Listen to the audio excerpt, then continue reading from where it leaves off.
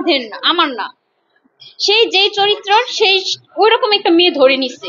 রিয়ামণি যেমন একটা বাড়ির মেয়ে, বাড়ি ডান্স করে, ওনার লিঙ্ক আপ ভালো, ভালো টাকা পয়সা উপার্জন করে। আর ম্যাক্স অভিরিয়াজের ওই যে ডান্স করে ইউটিউবের টাকা, ওই টাকায় রিয়ামণি থাকবে না।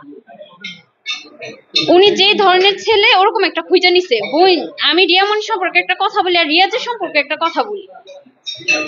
তোরা যেহেতু রিয়ামণি নিজে ওনার সংসার করতে পারছে না, কেউ করতে দিচ্ছে, তোরা দুইজনে সংসার করে খা, ভালো হইব। রিয়াজ তুইও কারো জীবন নষ্ট করিস না, রিয়ামণি তুইও কারো সংসার নষ্ট করিস না, দুইজনে সুন্দরভাবে সংসার করে মিলামিশা খা। যেহেতু হিরো আলম তো ওরা ছেড়ে দিচ্ছে ভাইয়া, আর রিয়া তুইও তো আমার ছেড়ে দিছ, তাহলে তো এই জায়গায় আমরা কি করলাম, কার নিয়ে গুলো করে ভিডিও বানালাম, ওটা দেখার দরকার নেই। 3 বছর ধরে যদি কোনো ভিডিও আমার বের না হয়, এমন কি রিয়ামণির সাথে ওর হয়ে গেছে যে এখন আমার কি যেন বলে, আমার পরে কি আছে, তারপরে হচ্ছে আমার খারাপ ভিডিও আছে, দেখাইতে বলেন। আপনাদের সামনেই তো বলছে, উনি প্রুফ দিতে বলেন। আপনারা উনি যদি দেখাইতে পারে যে আমার খারাপ ভিডিও, বসলে তো কোনো ভিডিও আছে, উনি যা বলবেন, আপনারা যা বলবেন আমি তাই শুনবো, দেখাইতে বলেন। আমি মাথা থেকে ওড়না পর্যন্ত সরাইতাম না। ম্যাক্স অভিরিয়াজ নিজেও বলছে, বলে নাই যে ও আমাকে অনেক বুঝাইতো, অনেক ভালো ছিল। আগের রীতি আর এখনকার রীতির মধ্যে অনেক তফাৎ। আগে এই পর্যায়ে কেন আসলাম, আমি আগে এরকম ছিলাম না, আমি ধার্মিক ছিলাম। হ্যাঁ, আমার বাবা মাছ বিক্রি করে, এটা লজ্জার কিছু নাই। আমরা আহামরি বড় লোক না, কোনো কিছু নাই। এই জায়গায় আমরা, আমাদের বাসা হচ্ছে গাজীপুর, আমার বাবার মাছের বিজনেস, আমাদের নিজের আড়ত আছে। আমরা 4টা বোন 2টা ভাই, বাবা মা খুব কষ্ট করে আমাদের বড় করছে।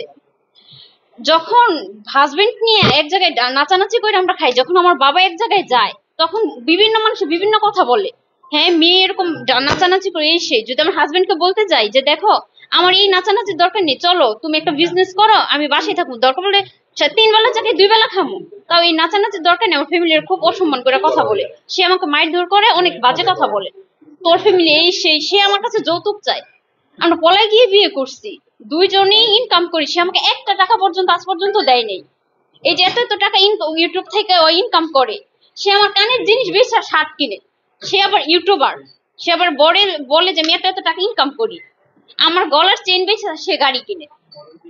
সে কোন ধরনের হাজবেন্ড? আমি তো এক জিনিস না, ও তো একটা বাড়ির মেয়ে, ওই বিভিন্ন জায়গায় ওর হাজবেন্ড আছে, ওর লিঙ্ক আপ আছে। হ্যাঁ, কিন্তু আমি মিডিয়াম মেয়ে হলেও আমার হাজবেন্ড আছে, আপনারা জানেন। যেহেতু উনি আমার ডিভোর্স দিয়ে দিছে, এখন হুট করে আমি রিয়ামণি আর রিয়াজের মতো না যে হিরো আলমী রিয়ামণিকে ডিভোর্স দিয়ে দিছে, হুট করে আমি রিয়াজের গলায় ঝুইলা যাই, এরকম না। উনি আমার বড় ভাইয়ের মতো, উনি আমার পাশে দাঁড়াইছে, আমি উনার পাশে দাঁড়াইছি। জি, হিরো আলম।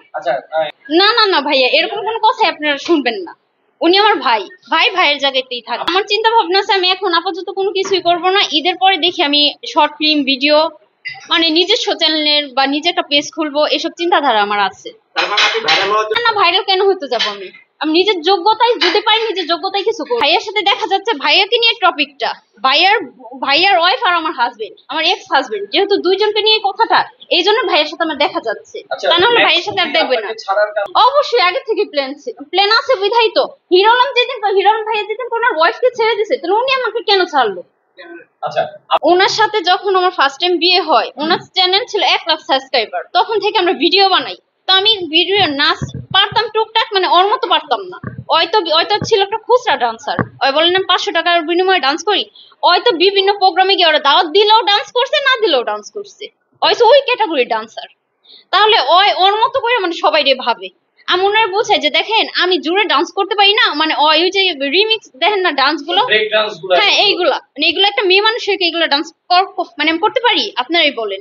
আমরা ডুয়েট ডান্স করি, যদি আমার ডান্সের মধ্যে কোন প্রকার একটু ভুল হতেই পারে। উনি হচ্ছে বড় লেভেলের ডান্সার, উনি তো বলে আমি বড় লেভেলের ডান্সার, আমি তো আর এত বড় লেভেলের ডান্সার না। উনি যাই শিখাই দেয় আমি তাই গিয়ে ডান্স করি। উনি ঘরের মধ্যে আমার যা শিখান বাইরে গিয়ে তাই করি। যদি আমার একটু বিষয় বা ভুল হয়, তাহলে উনি আমার মারধর শুরু করে।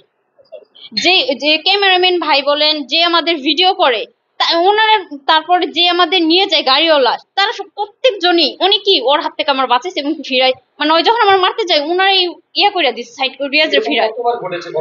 3 বছরের মধ্যে প্রায় সময়। আমি তো সংসার করতে চাইছি ভাইয়া, আমি তো ভাইরাল হওয়ার জন্য না, আমি চাইছি, হ্যাঁ আমি নিজের সংসার করতে চাইছি। হ্যাঁ বুঝতে পারছি। আমি এতদিন শুধু স্বামীর কারণে আমি ডান্স করছি। ডান্স এই যে আমার বাবা মা একটা চায়ের দোকানে গিয়ে যদি আমার বাবা একটু চা খাইতে যায় না, আমার একটা ভিডিও ছাড়ে দিলে মানুষ কয় মেয়ে কি মেয়ে জন্ম দিচ্ছে দেখো এরকম করে নাচানাচি করে এই সেই। আমার বাবা অনেক লজ্জা পায়। আমি যদি ওরে গিয়ে বলছি না, ওই আমার অনেক খারাপ খারাপ কথা বলে। স্বামীর মুখের দিকে তাকায় আমি আমার ফ্যামিলির কথা চিন্তা করি নেই, আমি আমার ভাই বোনকে কারো কথা চিন্তা করি নেই। দু একটা কাজ আমার স্বামীর আসবে আল্লাহর রহমতে। যদি এখন আমরা দুইজনে যা করতে পারি, ভবিষ্যতে একসময় বোঝাইতে বোঝাতে ছেড়ে দিবে। আমি বলছি যে দেখেন 2 বেলা 3 বেলা যাকে আমরা 2 বেলা খাবো, এই ডান্সের দরকার নেই। আপনি হালাল ভাবে কাজকর্ম করেন, আপনি একটা বিজনেস করেন, বাসায় থাকুন, আমরা ভালোভাবে চলবো। সে বলছে যে ঠিক আছে আমি ডান্স, তার গাড়ি কেনার শখ ছিল মোটর সাইকেল, সে ইউটিউবে টাকা ইনকাম করে মোটর সাইকেল কেনার পর সেগুলো ছেড়ে দিব, আমরা বাসায় রাখবে। সে আমার বিয়ের আগেও বলছে যে আমি তোমায় নিয়ে এগুলো করবো না, আমি একটা ভালো একটা বিজনেস শুরু করবো, আমি এগুলো ছেড়ে দিব। দিন দিন ওই দেখে পপুলারিটি পাইতেছে আর ওর মানে